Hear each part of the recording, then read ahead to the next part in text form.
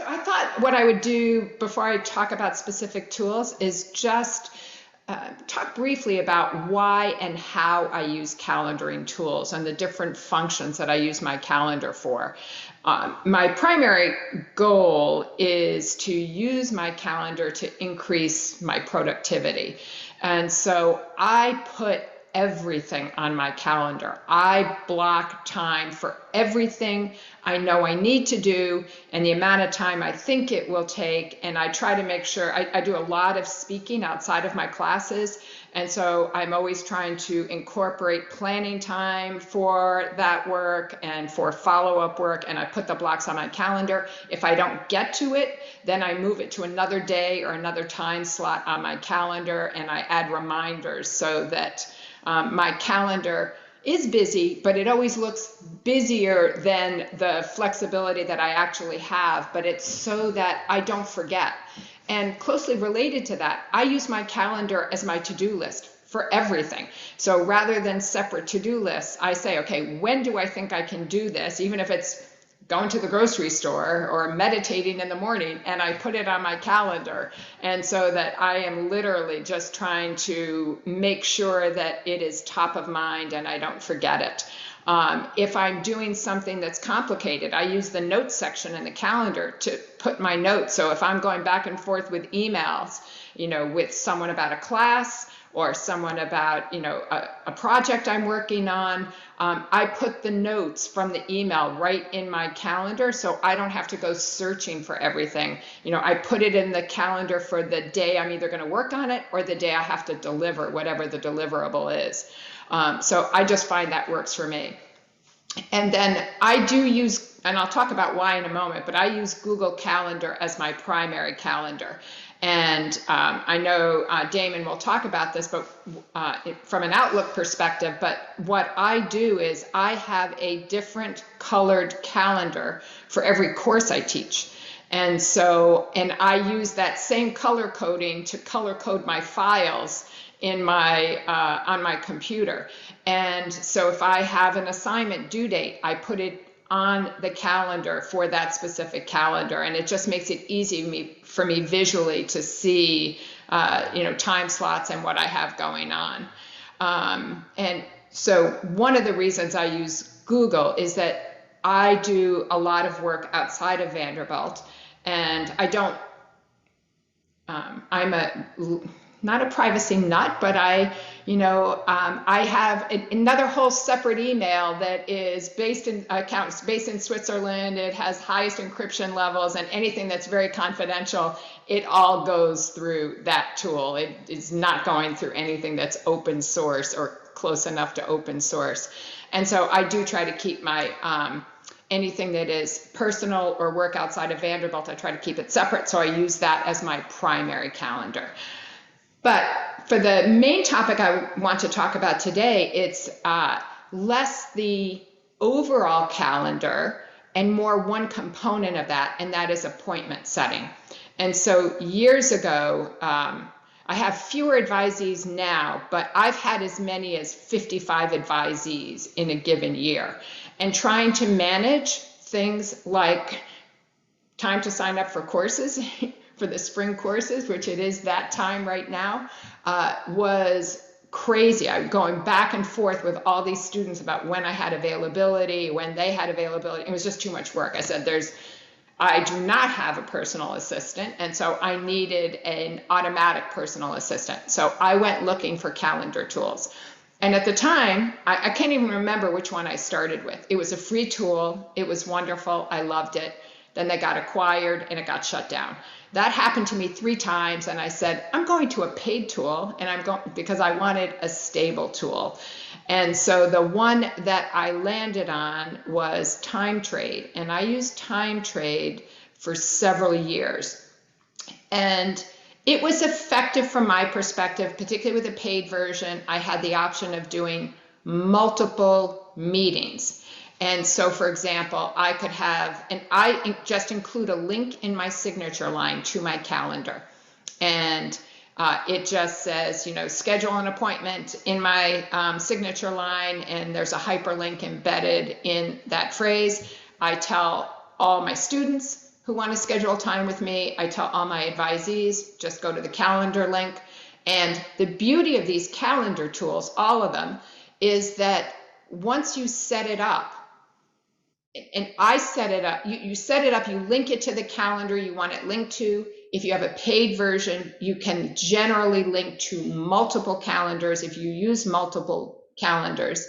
And you determine what time slots you want to make available. And I'm going to show you, I've switched from Time Trade, but I'm going to show you the one I'm using in a moment so you can see what it looks like and how you set it up. But you set up the rules for your availability. You can go in and set it day by day, but that's a lot of work. So I set up rules for my availability, link it to my calendar. And if I put something else on my calendar during that time slot, it will not show up as an available appointment slot. I also set up a rule in my calendar. I did this in my last one and I did it in this one. I don't want, in particular, students or anybody else, but in particular students scheduling a last minute appointment, particularly in a hybrid environment where maybe I'm working from home and I'm not on campus and they come to my office. So they cannot set up same day appointments. They have to set it up by midnight the night before. So when I wake up, I can look at my calendar and it's not going to change on me. But one of the other beauties of the paid systems, again, this is true with students, but it's not limited to students. So I have a lot of other people that now know that my calendar is in my signature line. So, clients that I work with know they can go on there and look for an appointment slot. They receive an email confirmation when they set up the appointment. And then 24 hours before the appointment, they receive a reminder that they have an appointment. And there's an included link that they can click on to cancel if something has changed. And so again, put the onus on other people to manage the slots. It's dramatically reduced, not completely eliminated, but dramatically reduced forgotten appointments. And so I just find that really beneficial. One of the things that was important to me after, 3 calendaring tools that disappeared because of acquisitions was a stable tool. Because these calendar tools, one of the things I found, I wanted to leave Time Trade several times, but they're sticky. And that's, if you're an investor or owner in a tool like Time Trade, that's a lovely thing. You want them to be sticky. But they're sticky because you've made the effort to link your calendars. You've made the effort to set up the rules and set up the systems, and you don't want to have to do it again because the whole point was efficiency. So I kept putting off leaving Time Trade until this semester. So I am on a brand new tool this semester. I am using Calendly. A key reason I left Time Trade, it's still a great tool, but it is really an enterprise level tool. It is set up to work for entire organizations. It is not as user-friendly or pretty as newer tools that are really designed for retail level purchases. Calendly is a mix. It's used a lot by individuals. It's used a lot by small businesses. It is, I find it much more user-friendly. And they have a freemium version. So freemium means, you get a bare bones version for free. And if you want a more sophisticated version, then you have to pay for it. I tried the free version for 2 or 3 months and just converted to paid. And I wanted to make sure I liked it. I wanted to make sure students were using it effectively, etc. One of the things, and I did like it, and the paid version gives me those reminders to students. It gives me, a lot of linkage options that I can set up automatically. I do want students and anybody who's got an appointment with me to get a reminder so they don't forget.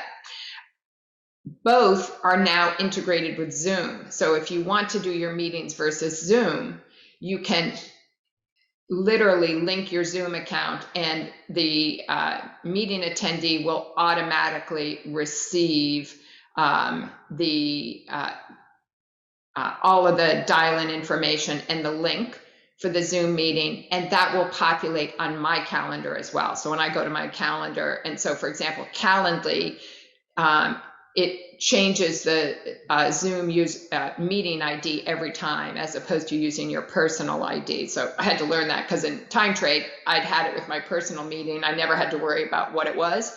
But one of the things that I love is that when I go to my Zoom accounts now, all of my meetings are shown right there on my upcoming meetings list in Zoom. And so it's just really effective.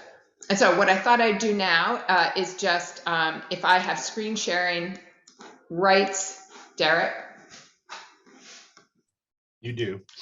All right, and Derek, I'm going to let you be the voice of the chat, and Okay. I can see things, so anything I need to know, if you would just... All right, so when I open my Calendly page, this is what it looks like, and I currently only have one type of meeting set up. But I used to have 3 different types of meetings. I had one just for general meetings. I had one that was specifically for freshman advising, when I advise freshmen, because it tends to be more complicated and I wanted to reserve specific times for them. And then I teach in online doctoral programs that take place in the evening, and those students really need evening hours. So I used to have a separate calendar with evening hours for those students. Right now, I'm just using one, and I just have a broad array of meeting slots. But so this is the meeting I set up. To set up a meeting, you literally just go here to edit. And so this is my event, and who can book this and who has booked it. And if I go to this, I will see the details for my meeting. I can change the colors, and I want to make sure I don't change anything while I'm showing this, since I have a lot of meetings set up. Here's the link. So if I want to send an email link to someone right from my home page, I can just click copy the link, or I can do share. I can do either one. If I go to this, my booking page, which I think I already have it open here. Yeah, this is my booking page. So it's the end of the month. So here's the date. It shows what the original time slots I scheduled were, and pretty much all of these are booked for me right today. It's a busy day. But if you go to the next week, you can see what days I set up office hours, and that's what I consider them, my office hours. And one of the other things that I did was I have it set up so people can only book meetings on a rolling 3-week basis. That's why you only see the next 3 weeks, because my schedule changes, and I need to be, build in some flexibility for myself. Students aren't usually trying to book that far in advance, except during advising time. So I do that so that, faculty meetings and other things that I have to attend, they're not booked in advance on me. So I have it set up to do that. These are the meetings that are booked, so I can go to my scheduled events. So there's event types, scheduled events, and then workflows. And so these are the scheduled events and the meetings that are set up.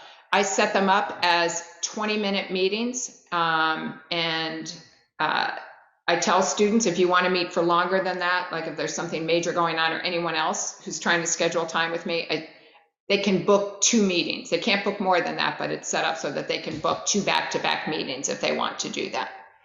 And then, you've got the date range pending past. You can see what meetings took place in the past if you're trying to say, wait, did I meet with them already? And so you can see the schedule of meetings that took place. And then workflows are where you can set up your rules. So this is not updated because I did update. Let's see. So this is the workflows that I've set up. And this is to send a reminder 24 hours in advance to people who have scheduled a meeting with me.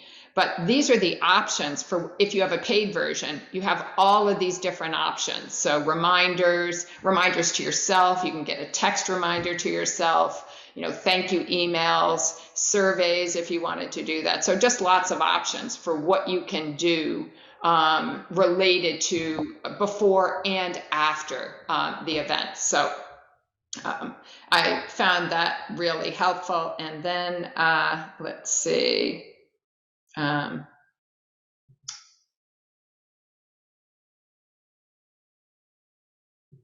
If you take a look at when can people book this event, this is where you set up your rules.